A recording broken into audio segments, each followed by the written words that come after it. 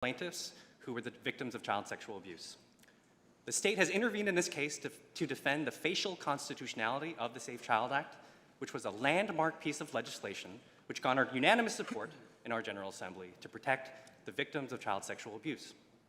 With the court's permission, I'd like to make just three rather technical arguments that relate to the question of whether Wilkes County, the 1933 decision from our state Supreme Court, abrogates the revival provision at issue here.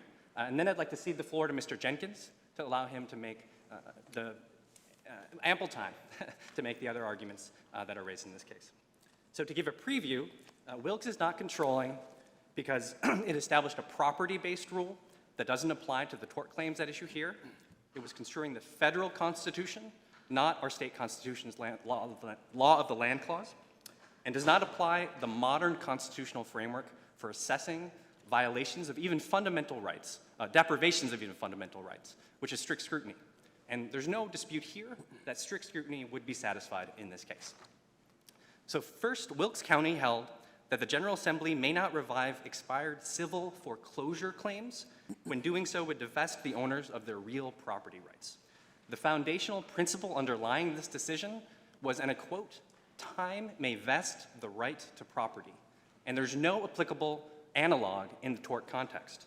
The court articulated its constitutional rule as follows, and I quote again, "Where title to property has vested under a statute of limitations, it is not possible to extend the statute or revive the remedy, since this would impair a vested right in the property."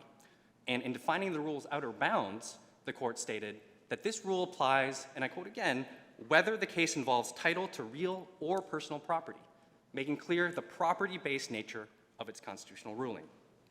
Now, construing Wilkes in this way is consistent with the very nature of a vested right. A vested right is a property interest that is triggered after certain conditions precedent are satisfied.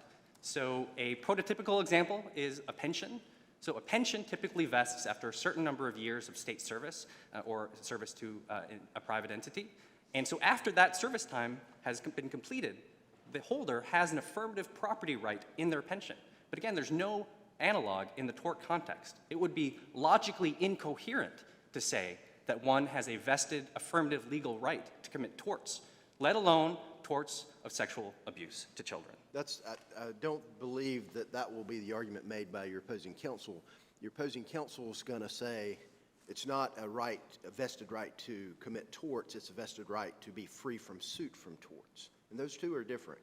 And that's the very distinction that we rely on as well, Your Honor, and that the U.S. Supreme Court in the Chase case and our Supreme Court in other cases has relied on, which is that there is a fundamental distinction between a right to engage in certain conduct, a property interest, and a remedy, a limit on a remedy. And a statute of limitations, as opposed to a statute of repose, is a mere limit on the remedy. And that's why the General Assembly and courts have the authority to toll the statute of limitations for equity purposes, and that's why there's no property interest at stake in barring our General Assembly from reviving civil claims outside the property context. And there's a line of cases, aren't there, that suggests that the right to be free from suit after the statute of limitations has run is not absolute, right? So when there's a situation that a injury in a med-mal case has been discovered late, has the legislature addressed that in a way that would suggest that the physician or hospital has an absolute vested property right in a statute of limitation running from the harm itself? No, Your Honor, and there are a whole host of equitable doctrines established by statute, as well as the precedents of this court and the North Carolina Supreme Court, that allow for a whole range of equitable defenses to the statute of limitations. They're never viewed as strict time limits. After 3 years, no claims can be brought. And that's the distinction that, again, the U.S. Supreme Court in Chase drew when they said that if there's a property interest at stake, then there's an actual underlying tangible property interest in having the statute of limitations expired and relying on it, making investment decisions, alienation decisions based on an underlying property interest, but not in the tort context. And as far as I can tell, there's never been a case where two things are true, and this brings me to the second point, that our courts have ever cited the law of the land clause or relied on the law of the land clause to hold that a revival provision was unconstitutional. In Wilkes County itself, the only constitutional provision that was cited or mentioned or discussed was the 14th Amendment. And when they described the nature of the constitutional violation, they said that it was transferring property without due process of law. And that, again, is a quote. And of course, as your honors know, there is no due process clause in our state constitution.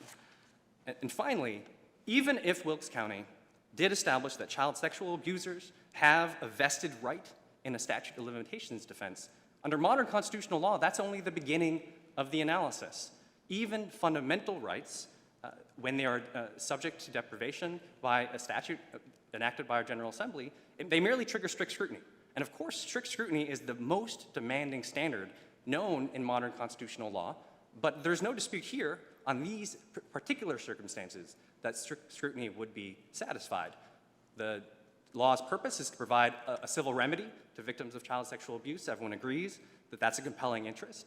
And it's narrowly tailored in multiple ways, as Judge McGee noted in his dissent below. It's a 2-year revival window that has now expired, a very narrow amount of time. It only pertains to child victims or victims who were children when the abuse took place. And those are the very most vulnerable victims of sexual abuse. And this is a very key point, it does nothing to dislodge the evidentiary and persuasive burdens that those victims have as plaintiffs to prove that the defendants in question were responsible for the abuse that they suffered.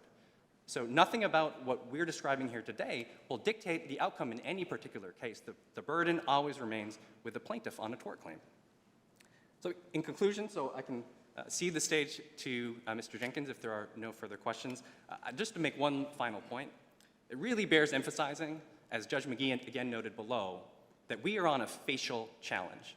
And so that means a couple of things. That means that the law has to be clearly unconstitutional for this court to hold it is facially invalid, and it has to be clearly unconstitutional in all its possible applications. And as Judge McGee noted, if anything, the doctrine here is not clear. There is a strand of cases, as Mr. Jenkins will describe in more detail, where our Supreme Court has said, and they said repeatedly for 150 years, that the General Assembly has the authority to revise civil claims.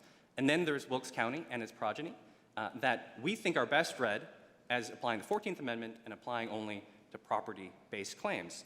And there's no history, there's no case in the history of our state that any party or the 3-judge panel has ever identified below that relied on the law of the land clause to strike down a revival provision. So in these circumstances, the state respectfully submits that Judge McGee had it right, that when a law is not clearly invalid, the tie goes to the General Assembly. And so the state asks that the court reverse the judgment below, hold that it is facially valid, the revival provision, and allow future as-applied litigation to be proceed on in the trial courts to address the facts and circumstances of particular cases. Thank you. May it please the court, my name is Bobby Jenkins, and along with my colleagues Lisa Lanier and Don Higley, we represent the plaintiffs in this case. On April 28th, less than 6 weeks ago, our Supreme Court handed down its decision in Harper v. Hall. We submitted that decision as supplemental authority. Based on that decision, the real question before this court is, does the Constitution of the state of North Carolina explicitly limit the legislature from passing a revival statute and reviving an expired statute of limitations? In Harper v. Hall, our Supreme Court said that as of today, the April 28th, courts are returning to foundational constitutional principles. And the court laid out unequivocal requirements for courts to follow in assessing constitutional challenges to acts of the General Assembly. The Supreme Court said 3 things. They said courts should stay in their lane of authority. They should defer to the General Assembly and its constitutional authority to make public policy for this state. And both this court and the North Carolina Supreme Court have recognized that statutes of limitation are tools of public policy. And the court said that you overturn an act of the General Assembly only if it violates an explicit, and again, that's the court's word, an explicit limitation in our Constitution. Not only is there no explicit limitation, there's actually the provision of our Constitution that addresses retrospective legislation is the ex post facto clause. And if you look at the original ex post facto clause as adopted by the Constitutional Convention in 1776, limited only ex post facto criminal laws. If you contrast that provision in our Constitution with the federal ex post facto clause, you see that our constitutional founders specifically limited retrospective legislation to criminal laws. The U.S. Constitution's ex post facto clause simply says no bill of attainder or ex post facto law shall be passed. And that there was great debate as to whether that limited all retrospective legislation. Took the U.S. Supreme Court in Calder v. Bull in 1790 something, I probably don't remember the exact date, to say that no, that is limited to criminal law. But from the beginning, our Constitution limited retrospective legislation only to criminal law, and it explicitly did so. If you look at the earliest decisions addressing the ex post facto clause, going back to State v. blank, there's no defendant listed, in 1794, the court seemed to accept the argument of North Carolina's then Attorney General that there is no limitation on retrospective civil legislation in the ex post facto clause. In fact, the Attorney General argued that the Constitutional Convention meant to leave it to the legislature to pass such laws. That was less than 20 years after the clause was enacted. It's the epitome of original intent of the framers and what was meant by the provision. Mr. Jenkins, would you agree that there's no statute of limitations in the common law? It's a statutory creation? It is a statutory creation. Would you also agree that that's the same scenario as to criminal offenses? Oh, we only have statute of limitations as to misdemeanors, and it's 2 years. But it's a statutory creation. It's not in the common law. Would you agree with that? I agree that the current statute's limitation that we're dealing with are codified. They are statutory. My question is, what's the difference in a statute of limitations prescribed by the legislature as to a civil action or criminal action? Aren't they the same? The statute limit, what we're dealing with, Your Honor, as I said, is the authority of the General Assembly to pass this particular piece of legislation. That authority is specifically limited as to anything that would be an ex post facto criminal law, that would criminalize conduct after the fact. If you make it past the statute of limitations on a misdemeanor, on your line of thought, the legislature can then come back and revive and put you back in criminal jeopardy. It's not a new law. You just you've made it out of the woods, and then they put you back in the woods from the criminal perspective. Your Honor, I must tell you that that is not a question I've considered in terms of now, would there be a specific constitutional limitation on the ability of the legislature to do that? You could point to the law of the land provision in that context as an explicit limitation because it addresses liberty and it addresses liberty rights. So in our context, there is nothing about the law of the land provision that explicitly addresses a fundamental vested right in a limitations defense. And in fact, statutes of canons of construction would indicate that a specific constitutional provision that addresses the area, which is our ex post facto provision, would take precedent over a general provision that has to be interpreted to find the limitation. In State v. Bell in 1867, the Supreme Court addressed the very issue in regards to a retrospective tax law and held that because there was no limitation in the ex post facto clause, that law was constitutional. The court relied on expressio unius est exclusio ulterius, which in Cooper v. Berger in 2018, our court noted that the mention of one or more limitations implies the exclusions of others not listed. And our Supreme Court in 2006 addressed State v. Bell and noted that the reason the court found that provision constitutional was because there was no specific limitation on the legislature's authority to be found anywhere. That is, again, the fundamental principle that our Supreme Court 6 weeks ago said we have gone back to in terms of assessing a constitutional challenge. If you, in those early cases, and I won't go through all of them, making it clear that retrospective civil legislation was not limited by the ex post facto clause comes into light when you look at the 1868 Constitution, which was the time the citizens of North Carolina adopted their second full Constitution. And in adopting that Constitution, and apparently in response to the decision in State v. Bell, the court amended the ex post facto clause to add a provision prohibiting the legislature from passing that one specific type of civil taxation law. In passing that amendment, the people of North Carolina told us all three things. They told us, one, that the ex post facto clause as it existed did not limit retrospective civil legislation, or else you wouldn't have needed the amendment. The second thing it told us was that the people of North Carolina know they can limit the legislature's authority to pass retrospective civil legislation, and they chose to do so only in that one very narrow category. And the third thing they told us, and this goes back to something the court said in Harper v. Hall. The court in Harper v. Hall said the people of North Carolina could have limited partisan gerrymandering in their constitution, but have chosen not to do so. That same logic applies to retrospective civil legislation that would revive a statute of limitations. We cited in the appendix to our Supreme Court brief, there are, I think, 9 states that have explicit constitutional prohibitions against retrospective civil legislation. Those were examples that were available to our constitutional framers and have not been adopted. So just like the court said partisan gerrymandering could have been limited, the people have chosen not to.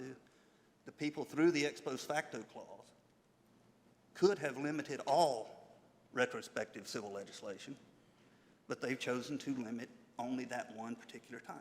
So based on the canon of construction about listing limitations, there are 2 limitations to retrospective legislation in our ex post facto clause. Laws that criminalize after the fact, and a specific type of civil taxation law.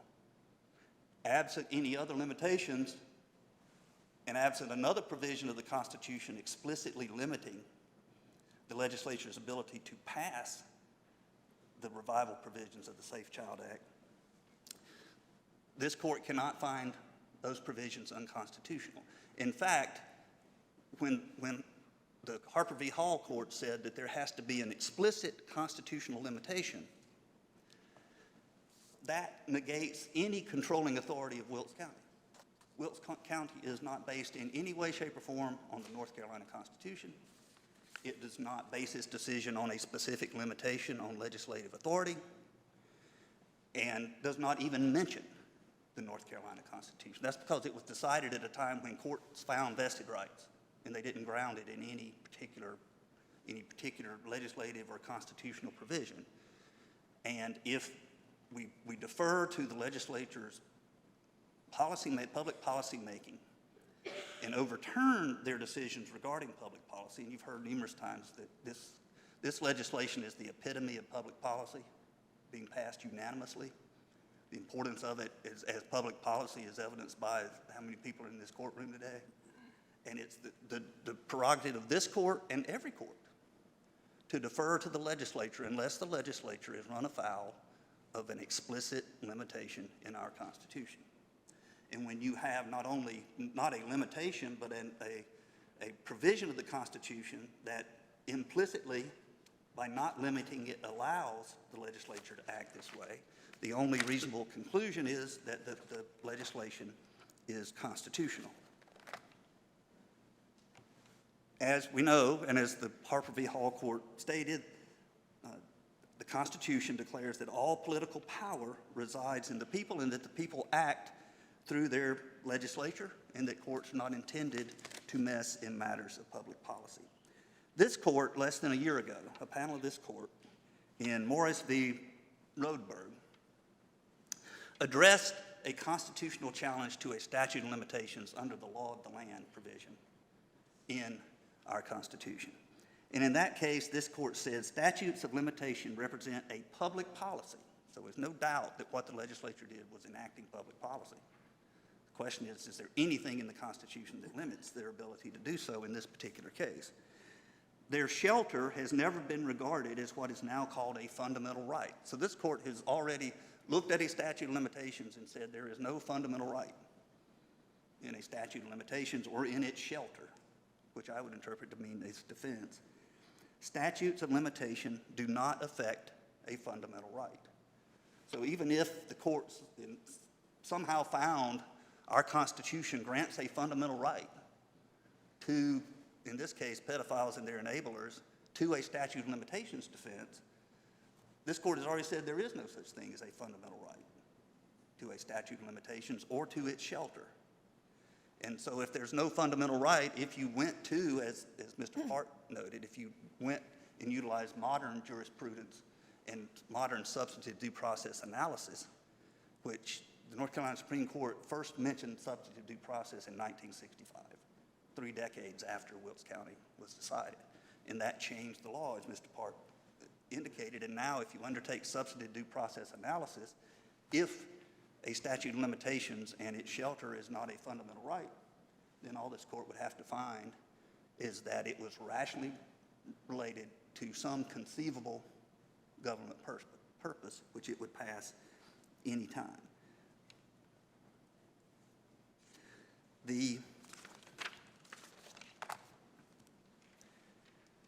In regards to the explicit limitation that our Supreme Court has now said is part of the analysis in assessing a constitutional challenge to an act of the General Assembly, in addition, you have to find that explicit provision, you have to find it limits the General Assembly as beyond a reasonable doubt. So in this case, there is no specific limitation that can be pointed to. If you try to find one in the law of the land provision, the law of the land addresses life, liberty, and property. This does not address anyone's life. It does not address taking away anyone's liberty, and it does not address a property interest. It does not address a deed. It does not address the types of things that Mr. Park mentioned. So you can't find one there, and by implication, it is expressly permitted under the ex post facto clause. You know, we have, as lawyers, I think we become accustomed to, when we hear ex post facto, we automatically think criminal. And yet, the definition of ex post facto or ex post facto law is not limited to criminal, and it wasn't at the time that the people of North Carolina adopted its first constitution in 1776. And so it clearly applies to anything looking back, right? And in this case, again, we have 2 limitations in our Constitution on the General Assembly's authority to pass retrospective legislation generally, one criminal and one specific type of tax legislation. Absent that explicit limitation, our Supreme Court says you defer to the legislature to make public policy for the state. If you do that, the provisions at issue here are clearly constitutional. I thank you for your time, and we'll reserve the remainder. Thank you.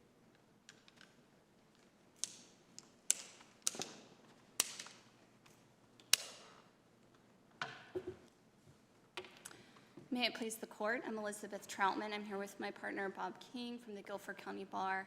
We represent the Gaston County Board of Education in this matter. I will be actually pretty brief here because this really is a simple issue.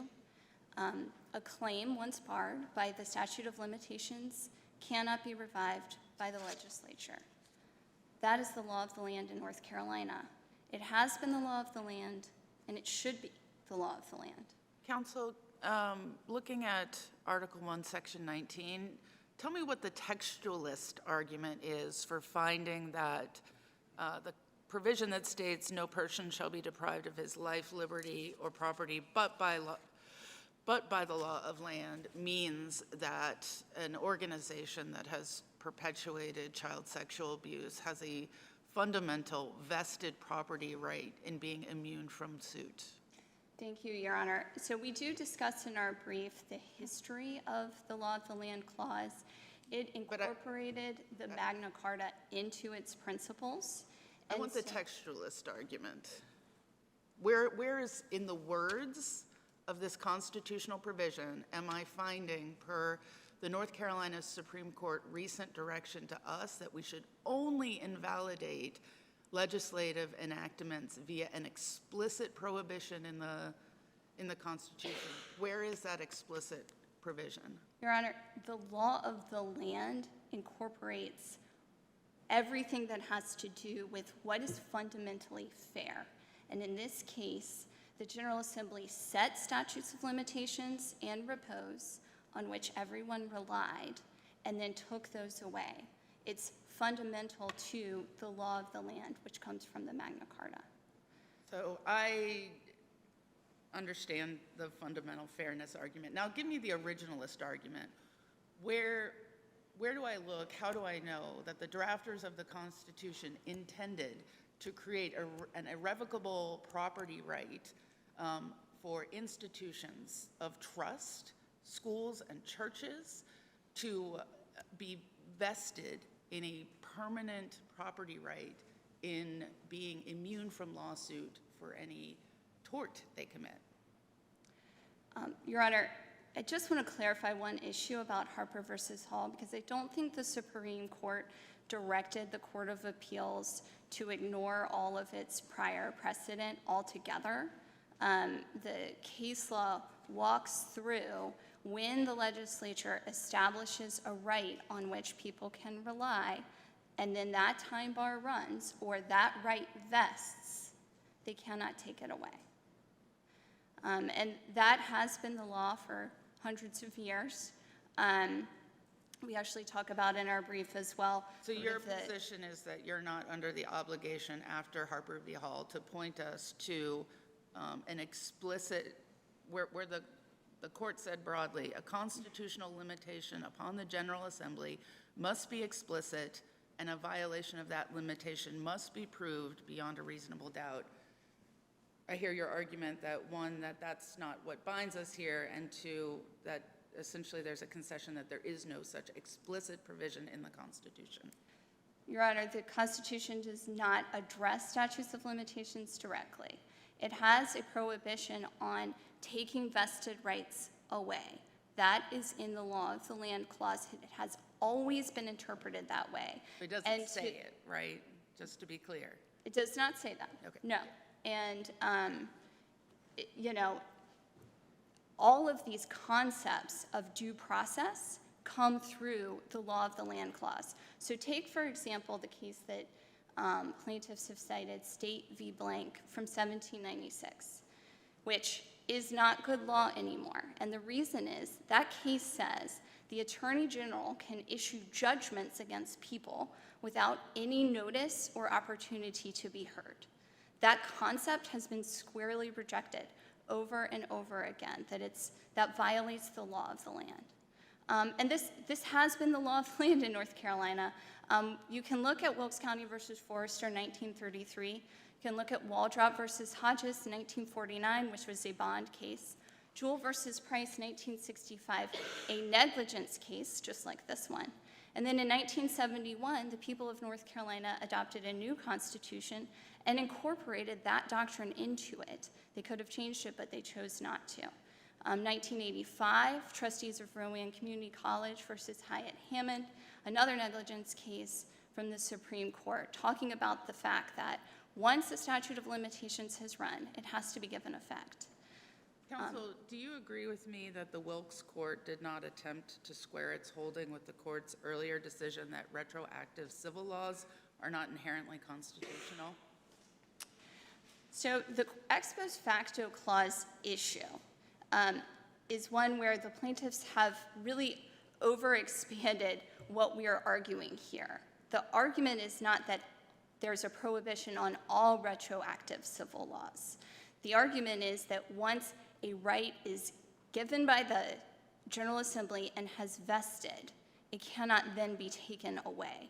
That is the retroactive application. And even in State versus Bell, the court talked about how there's the ex post facto clause dealing with criminal laws, and then there's the prohibition on act of legislation that impairs a vested right. Well, you'd agree with me, wouldn't you, that the legislature has modified statute of limitations rules such that, for example, I spoke about this with Mr. Park, that the statute doesn't start tolling immediately in the case of a medical malpractice injury if that injury isn't readily obvious, or isn't discovered to some later time, right? So the legislature has given a right in the sense that under normal statute of limitations, a physician who may have committed a tort against a patient and achieved some sort of defense because the statute ran, the legislature is able to revisit and talk about the discovery of the injury, and the courts have been okay with that. So, Your Honor, when in that particular, two issues there. One, in the medical malpractice situation, when they did pass, I believe it was in 1-15, this was back in the 70s, there was a great deal of litigation about whether claims that had once been barred could be brought, and the general consensus was no, but going forward they could be. But I think what you're pointing to is the strands of case law talking about equitable tolling of statutes of limitations and distinguishing those from statutes of repose, that there are exceptions to statutes of limitations, that there cannot be for statutes of repose. And the issue here is that the revival window only revived claims that were barred. So if a claim could have been brought under an equitable tolling theory, it wasn't revived because it wasn't barred. So that's why this law is facially unconstitutional. But I also think it's, if you take into account what is really more recent case law talking about this distinction between statutes of limitations and statutes of repose, it's important to remember our clients' claims were also barred by the statute of repose, which the Court of Appeals and Supreme Court have talked about being a substantive bar as opposed to a procedural bar. And for that reason, the revival window as applied to claims barred by the statute of repose is also unconstitutional. The problem is, for the Court of Appeals, that the Supreme Court has never actually held that. It has always held that claims barred by both the statute of limitations and statutes of repose cannot be revived.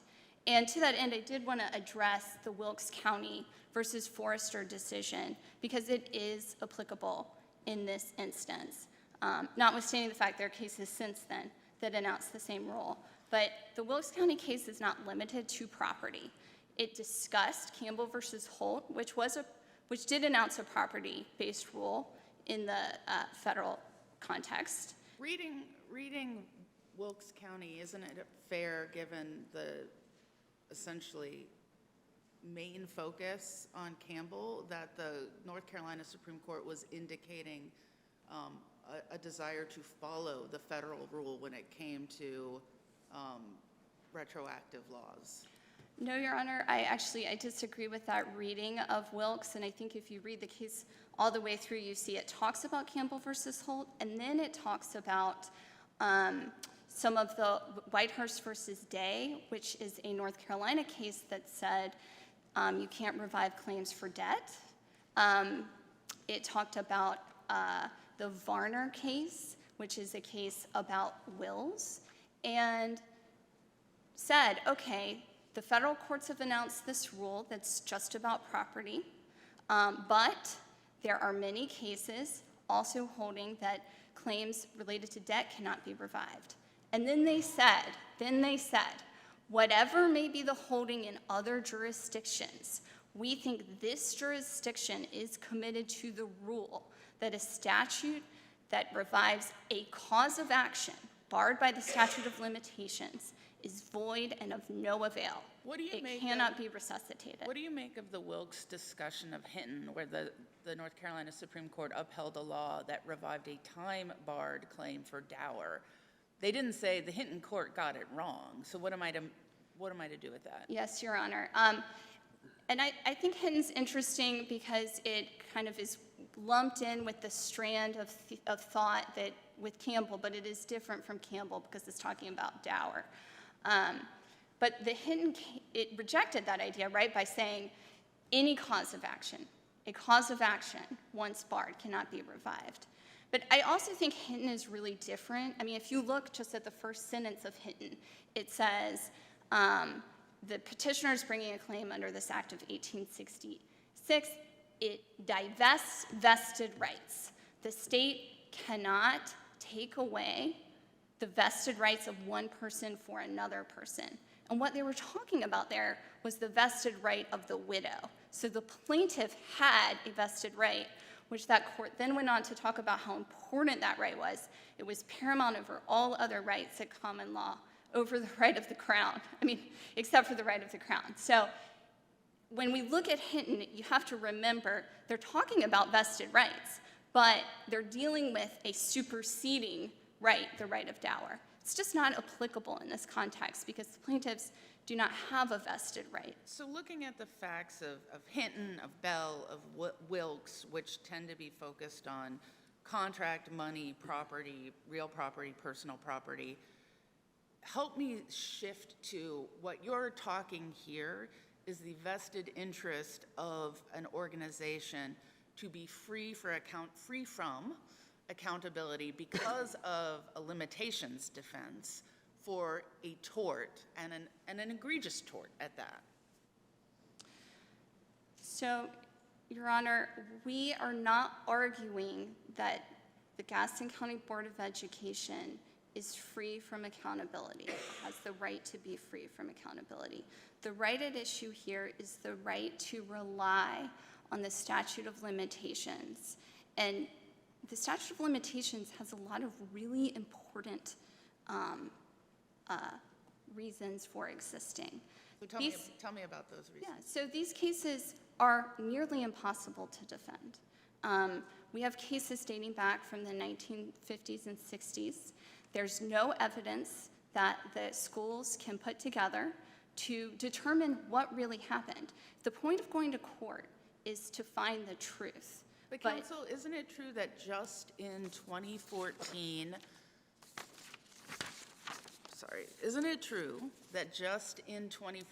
so not that long ago, Defendant Goins was found guilty of 2 counts of statutory rape, sex offenses, 6 counts of indecent liberties with a child, 5 counts of indecent liberty with a student by a teacher, and others, suggesting that these policy concerns for why you might want a respect for reliance aren't present here in this case and suggest that we haven't met the threshold for a facial constitutional challenge. So, Your Honor, the considerations are here. The plaintiffs had plenty of time to come into court and didn't.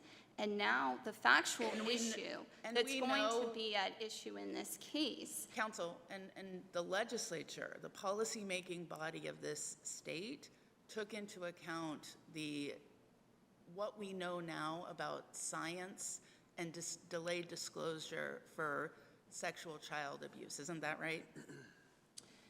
Yes, Your Honor, and I think that the equitable tolling exceptions as well as the discovery rule that were in place before the Child Safe Act would operate to keep those types of claims alive. I also think I want to acknowledge that the Safe Child Act is a really important piece of legislation. And perhaps the General Assembly, I think they acknowledged that the statutes of limitations that were in place before 2019 weren't up to the task. And so they struck the wrong balance before, and they've changed that going forward. But it doesn't really change the fact that my client's stamped documents keep for 10 years, and now it's 30 years later, and we don't have those documents anymore. We don't have those witnesses anymore. So they changed the law, I think perhaps maybe a little bit later than they should have, but they did, and that's good. But it really doesn't change what is before you all, which is that once the General Assembly gives everyone in this state a statute of limitations to rely on, to plan for the future, to enter contracts, to buy insurance, to know what resources are going to be available, that they can't take that away. And, you know, the worst part about this, I think, is that this litigation that nobody had planned for is really going to be paid for by today's kids, because those resources are going to be diverted away in order to defend what is hundreds and hundreds of lawsuits that Doesn't the weren't number of anticipated. lawsuits filed under this revival window suggest that, in fact, the General Assembly put its finger on a problem, which is that hundreds, thousands of children were abused decades ago and never able to seek justice under our civil statutes as they existed? Judge Riggs, I think that the General Assembly did put its finger on a problem, which was a society-wide problem. Counsel, I guess I'm sorry, if I just have one more thing to say about that. But that doesn't mean that the school boards today, the schools today, should be the ones paying for that problem. And it also doesn't mean that the schools are the ones responsible. Thank you. Counsel, Sorry, Your Honor. Counsel, when we get into policy discussions, sometimes we're in rabbit holes that we can never dig ourselves out. But hearing one argument being that one of the reasons that this is an issue and the school board relied on the statute of limitations, and to view it in a way that expands that could potentially divert resources away from current children. How do you balance that with, I think, a very paramount responsibility of our school system and our state to make sure that we deter child sex crimes? And how many children have to suffer that to make sure we have enough books in the classroom versus a child being perpetrated on? Where do you balance that argument? Because I have a hard time hearing,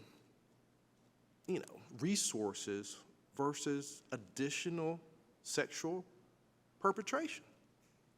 Jive that for me. Your Honor, you're right that we are down the rabbit hole, because I do think this court is bound by the prior decisions of the Supreme Court. But to address your question, we are not challenging the rest of the Safe Child Act. It has all these elements in it that are intended to prevent abuse. It has mandatory reporting that should have been in place 20 years ago. It has training that really also should have been in place. So these are things that are going to deter future acts. But holding a school system financially responsible for something that happened in 1962 isn't going to deter anything. Well, ultimately, won't the credibility of the evidence be the real controlling piece of that? And I know you got into the stamped documents and not having those, but ultimately, won't the credibility and then ultimately admissibility and then ultimately the weight of the evidence really truly be the judging stick of whether that accountability is appropriate or not? Your Honor, that's actually just the problem, is if claims are brought close in time to the incidents, then witnesses are available, documents are available, and the court can sit in a position to judge the facts.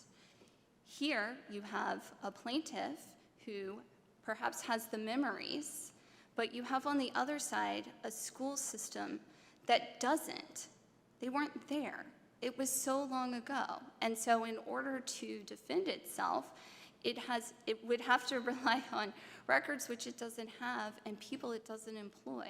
And so just to kind of take this down into what it would look like at the trial court level, you would have a plaintiff come up and testify, right, that this happened.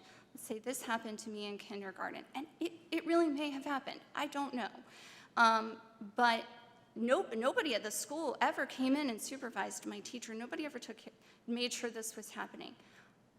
That might not be true, but I don't have a witness I don't know where that principle is But to say, what Counselor- did you do to supervise this person? What did you do to hire this person? What safeguards did you have in place at your school? I don't have anybody with which to defend the lawsuit, and Counselor, that's why it's You're unfair. assuming facts that I don't think are universally true in a facial challenge, which is to say, if we have a situation where a church or a school is called upon to defend insufficient practices to protect children from child predators, I don't know that it's true that you don't have an administrator, that you don't have a teacher, that you don't have any of those. You're asserting that as true, but this is the problem with facial challenges and the high threshold. I have to find that there is no set of facts or circumstances under which this law would be constitutional. And maybe there's a case, right, where there's still a lot of players. Maybe it's not 1964. Maybe it's 1982, right? And there are a lot of these same players. I think you're inviting me to go to the extreme, but isn't there a set of possible facts in this facial challenge where these policy concerns aren't implicated? Your Honor, to answer your question, yes, the policy concerns might not be implicated in every single case, but the law is clear that people can rely on the statute of limitations. It should be given effect. And what the plaintiffs are asking you to do here is to say there is no statute of limitations. No one can ever rely on a statute of limitations But what do again, because the General Assembly could come in and change it willy-nilly. What do I do with the Noel versus Great Atlantic, a 1959 case from our North Carolina Supreme Court that said equity may deny a limitations defense? Isn't that categorically opposed to what you're saying is the reliance on a limitation defense is absolute? So, Your Honor, that gets into the equity issues. If there was an equity defense, then the claim was not barred in 2019, and so it was not revived. That's why this is a facial issue. But second of all, there is this distinction about limitations versus repose. The claims here were barred by both. The courts have said repeatedly that both create the vested right. But it would be if the Supreme Court wanted to change that, that would be their job. But sitting as the Court of Appeals, don't think you have that option.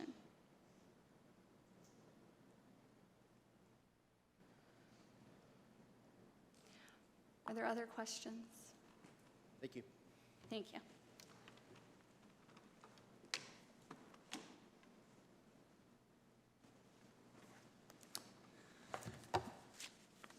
I'd like to address just a few points. One of the things I'd like to say about the resources argument is that in terms of what it would mean, particularly in the school context, well, obviously the General Assembly passed this legislation. Obviously the state, through the General Assembly, funds schools and funds county school boards. Now, they may have a supplement to that, but the state itself funds the schools. So the resources, if there are needed resources, the very General Assembly that passed this legislation could make sure that there were the additional resources. Regarding the arguments essentially about the burden of proof and the difficulty to defend, and Judge Ridge, you have made some points about recent convictions and even meeting a beyond a reasonable doubt standard. But the General Assembly did not change, as Mr. Park pointed out, the burden of proof. The burden of proof is still on the plaintiff. And this idea of relying on a statute of limitations. What I would say to that is if there was a child-serving entity or organization that knew about child sexual abuse occurring, covered it up or failed to do anything about it, and then breathed a sigh of relief when the statute of limitations expired, the legislature has every authority to say, no, you're going to be held accountable. This idea that they rely on, they could be found liable for their role in enabling child sex abuse, but thank goodness we have this statute of limitations that keeps us from being held accountable, that is exactly something that the legislature, in its policymaking province, has the authority to say no. And they did it in this case only for a very limited period of time. And the public policy they were dealing with is what Judge Riggs alluded to, is what we know now. There is significant research that indicates that a significant majority of victims of child sexual abuse never really share the information until they're in their 50s. That while they may know when they're being abused what is happening to them as a child, they have no clue about the legal implications, statutes of limitations, whatever it may be. They have no clue about what is going on there. And the legislature recognized that for a limited period of time, because the regular statute of limitations is grossly unjust to child sex abuse victims. These aren't car wrecks. These aren't other types of claims. These are claims that people hide, that they keep deep inside. Statute of limitations as to any civil claim is the same regardless of the subject matter in its operation, though, right, Mr. Jenkins? I mean, the statute of limitations says that after a time certain, that claim is barred. It doesn't matter whether it's a child sex case, whether it's a car wreck case, or a criminal misdemeanor. Right. The statute of limitations operates the same regardless. Correct. And the legislature through the Safe Child Act and these revival provisions recognized that because it works the same regardless of the tortious conduct, that it is unfair in this context. We have different statutes and different limitations period for different types of things. And then as I understand the issue in the case, it's not the legislature's changing of the applicable statute of limitations going forward. It's the concern here is the folks that had reached that time-barred position and then were put, just like I said before on the criminal example, they made it out of the woods and then they were put back in the woods. Right. It's very narrow in regards to what's being debated between the two sides here, in my view. It is clearly the revival provision, the extension of the statute of the disability period to age 28 for anyone who was under age 21 at the time the act went into effect. There's no constitutional question about that. Legislature can clearly extend an unexpired statute of limitations. What we're dealing with and what everyone's arguing about is the two revival provisions, the general 2-year window, which is already closed. It's not going to be an avalanche of continuing lawsuits because the window's already closed. And within 2 years of criminal conviction of the perpetrator, which could be decades down the road. Could be decades down the road. So the ability again, and I don't think counsel for the defendant, I think tried to downplay some of the importance of the Harper v. Hall decision, but I don't think you can. I think that the legislature the Supreme Court has made it absolutely clear that as of April 28th, you do not invalidate a public policy decision of the General Assembly without explicit limitations in the Constitution. The language that was quoted from Wilkes County where the court said, "we think," is some of the most telling language in that opinion. They don't base it on any law. They don't base it on any portion of our Constitution. They just think that there's a vested right in a limitations defense. But there's nothing in the Constitution that limits the legislature from reviving those claims that had been barred, and certainly not for a limited period of time. The huge number of amicus briefs that were filed by various business and other entities goes to this idea of difficulty to defend and some of the other arguments that are being made. But the way I view that is that I would be surprised if some, if not all of those entities lobbied against this legislation, failed in their efforts with the General Assembly, and now they're asking the courts to do what Harper v. Hall says the court should never do, and that's replace the court's view of the proper public policy for the citizens of our state with of what the General Assembly thought was the proper public policy. There was a brief mention of the statute of repose, and we addressed that in significant detail in our reply brief that was filed with the Supreme Court. We think it's waived because it really wasn't argued before the three-judge panel. But it's also the statute that they point to is not a statute of repose in this context because it's accrual-based. And all of the victims of childhood sexual abuse know what is happening to them when it happens. So their claim accrues when it happens, subject to the 3-year disability statute that was in effect before the extension to age 28. So we go into great detail, and I won't repeat it, how that courts have said many times that when the limitations period accrues, the 10-year limit, which is really not a repose statute, does not apply. What was the public policy of the state at the time of the passing of this SAFE Act? What was the public policy of the state as to the statute of limitations relating to these claims? I'm not sure I thought you... Well, let me cut to the chase. The public policy of the state was something, and then they changed it in 2019, right? But what they purported to do was change it and backdate it. So it was the public policy up until a point certain. Right. They changed it going forward, but they also purported to go back and change it in retrospect. For a 2-year period. Right. For a 2-year period. So And the point being is, your argument was that the legislature has policy-making authority, which I think is undisputed. Right. But can they retroactively remake the policy after that water has already gotten under the bridge? Can they go and get it and bring it back above the bridge and let it go under the bridge again?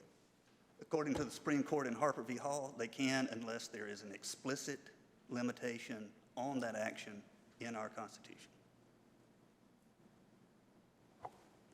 Thank you. Thank you. That concludes the arguments for the morning session of the North Carolina Court of Appeals. Thank you, counsel, for the very good arguments. Thank you, everyone, for attending. And with that, we will recess court.